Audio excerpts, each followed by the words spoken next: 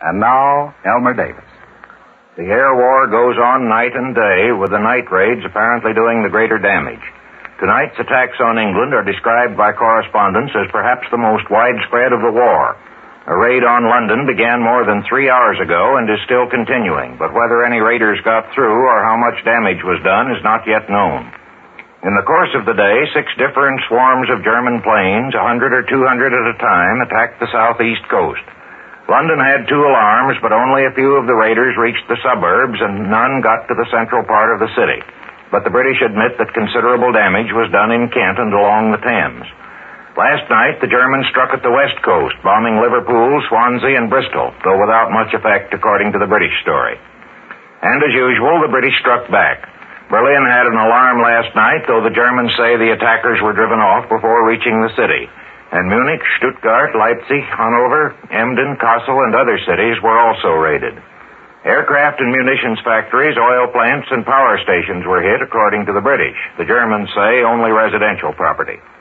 Northern Italy was attacked last night, with the same difference in the two sides' version of the results. Alarms tonight in Switzerland show that the British are on their way to Italy again. And this afternoon, they made heavy attacks on gun emplacements across the Channel. The new Argentine cabinet, as our Buenos Aires correspondent Herbert Clark forecast some days ago, is strongly slanted towards sympathy with the democracies, with former Vice President Roca as Minister of Foreign Affairs and Federico Pinedo, supporter of aid to Britain, as Minister of Finance. R. Walton Moore, counselor of the State Department, said today that the department's investigation had established the strong presumption that the liner Athenia, sunk a year ago tomorrow night with the loss of 100 lives, was sunk by a torpedo. This statement, in a letter to lawyers for some victims of the disaster, controverts by implication the German claim, or one of the German claims, that it was an internal explosion.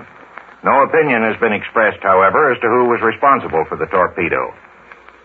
Congress gets to work again tomorrow, and Mr. Rayburn, Majority Leader in the House, said he expected the conscription bill to pass by Friday.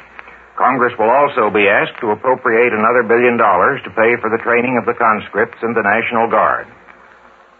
The President made 2 dedication speeches today, one for the Chickamauga Dam and the other for the Great Smoky Mountains National Park.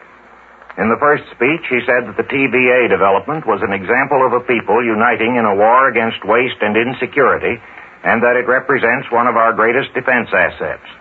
At the park, Mr. Roosevelt said that we have grown soft in many ways, and if we are to survive, we cannot stay soft in a world where dangers threaten us. And he added, the men and women of America have never held back, even when it meant personal sacrifice, if it was sacrifice for the common good.